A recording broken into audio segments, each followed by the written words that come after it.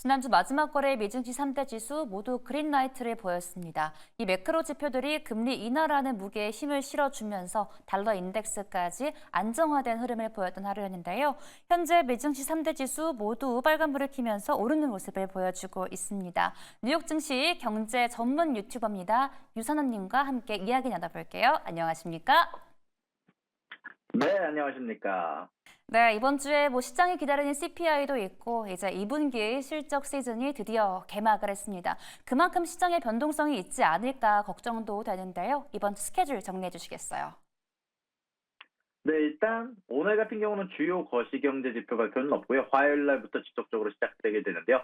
화요일 날 같은 경우는 연준 파월 의장의 청문회가 시작될 예정이고, 또한 옐런 재무장관과 부의장 마이클 바의 연설이 예정이 되어 있습니다. 또한 미국의 에너지청에서 발표하는 단기 에너지 전망치, 천연가스나 유가가 어떻게 움직일지에 대한 전망치가 발표가 되게 되고요. 그러고 나서는 이후에는 중국의 소비자 물가 지수와 생산자 물가 지수가 발표가 되게 됩니다. 수요일 날 같은 경우는 지속적으로 이어지는 파월 의장의 청문회가 지속적으로 이어질 예정이고요. 또한 10년물에 대한 국채 입찰 보호만 연준위원회 연설까지 예정이 되어 있고요. 목요일 날은 중국에서 발표하는 신규 대출 수치, 근원 소비자 물가 지수와 CPI로 대변되는 소비자 물가 지수가 발표가 되게 되고요. 실업수당 청구 건수와 더불어서 중국 에너지 IEA 기구에서 발표하는 월간 보고서가 나오게 되게 됩니다. 금요일 날 같은 경우는 미국의 생산자 물가 지수와 미시간대 소비자 기대 지수와 인플레이션 예상치, 그리고 WASD에서 보고하는 전체적인 곡물 가격 지수에 대한 발표까지 이번 주 스케줄들을 정리를 해드릴 수 있을 것 같습니다. 네, 이번 주에 정말 중요한 지표들과 연설들이 다수 예상돼 있습니다. 계속해 저희와 함께 하시면 좋을 것 같습니다.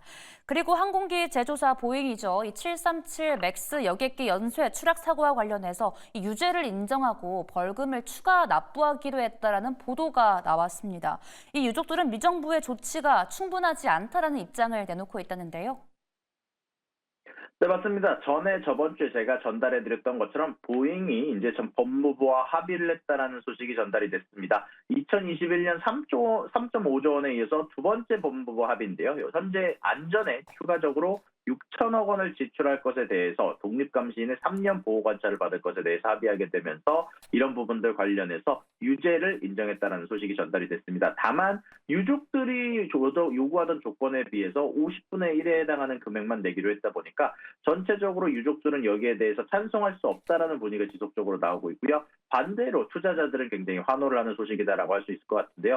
일단 보잉 같은 경우는 원래 내야 할 금액에 예상보다 훨씬 더 적은 금액의 합의가 이뤄냈다라는 평가를 받게 되면서 현재 주가가 장외에서 오르는 모습이 관찰이 되기도 했었습니다. 일단 보잉 같은 경우는 이런 부분들 관련해서 현재 유족과 지속적으로 대화를 할 것이다라고 발표가 나오기도 했고요. 일단은 이 소식 자체는 호재로 받아들여질 수 있는 소식이다라고 여러분들에게 전달해드릴 수 있을 것 같습니다. 네, 시장이 적은 보상금에 좀 더 포커스를 맞추는 것 같습니다. 현재 보잉 2.5% 정도 상승세 보이고 있습니다.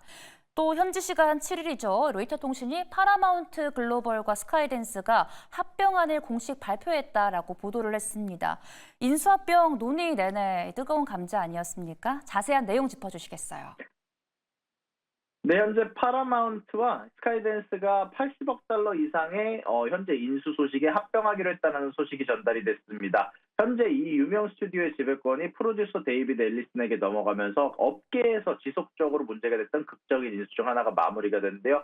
현재 파라마운트 같은 경우는 어마어마한 양의 부채를 지니고 있고 실질적으로 지속적으로 합병이 나온 이후에 주가가 떨어지는 모습이 나오게 되면서 이런 부분들을 마무리를 짓기 위해서 자신들의 현재 주식을 팔기 위해서 노력을 했었는데 이런 부분들 관련해서 앨리슨이 주도하는 그룹이 파라마운트에 80억 달러 이상의 투자 계획과 동시에 인수를 발표하게 되게 되면서 현재 주가가 장외에서 크게 오르는 모습이 발표가 되기도 했었는데요.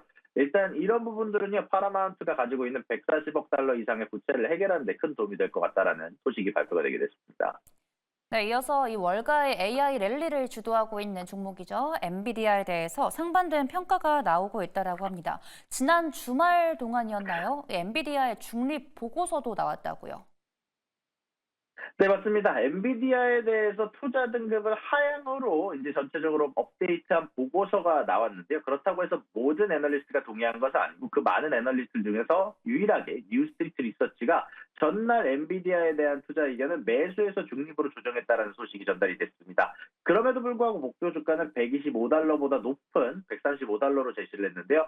일단 여기에 대해서 애널리스트 같은 경우는요. 엔비디아 주가가 지난해 240% 상승한 데 이어서 올해도 156% 급등하면서 이미 그 가치에 대한 것들을 선반영이 되어 있다라고 얘기를 하면서 매출에 대한 증가폭이 앞으로 전체적으로 둔화하게 되고 강세 시나리오가 2025년 이후에 나오게 될 텐데 만약에 그 기대에 못 미치게 될 경우 주가가 급락할 수도 있다라고 설명하면서 사실 엔비디아의 실적은 지금 당장 탄탄하나 성장률도 좋으나 시가총액이 부담스럽다라는 것을 돌려서 얘기하게 되면서 현재 엔비디아의 PER 선이 현재 20%에 머무르던 때에서 지금 2배 이상 가치평가를 받고 있기 때문에 이미 많은 부분이 선반영이 됐다라고 얘기하면서 목표 주가를 낮춘 것으로 예상이 되고 있고요. 반대로 뱅크 오브 아메리카 같은 경우는 오늘 엔비디아에 대해서 탑픽이라는 의견을 내면서 현재 주식 관련해서 가장 보유해야 할 만한 주식 중 하나로 선택을 하게 됐다는 소식이 전달이 되게 됐습니다. 네, 엔비디아에 대한 증권가에 대한 시선이 좀 분산되고 있는 것 같습니다. 현재 엔비디아 3.27% 강세 흐름 보이고 있습니다. 그리고 영국 조기 총선에서요, 이 노동당이 14년 만에 집권한 데 이어서 이 프랑스 총선에서도 좌파 연합이 일당으로 올라섰다라고 합니다. 1차 투표 결과를 좀 뒤집은 결과인데 시장의 반응이 궁금하거든요.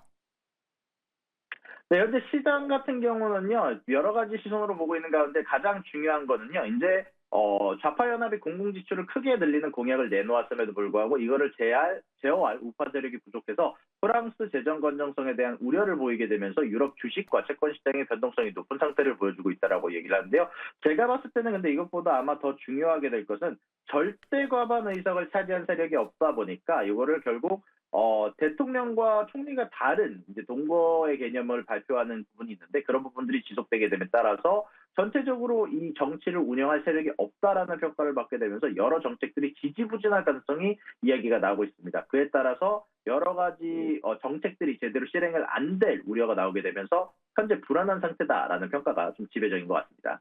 네, 그래도 이 조기 총선 승부수를 던진 이 마크로 대통령이 최악의 결과는 피한 모습이라는 생각이 듭니다. 오늘은 여기서 보내드리겠습니다. 지금까지 뉴욕 증시 경제 전문 유튜버 유선아님과 함께했습니다. 고맙습니다.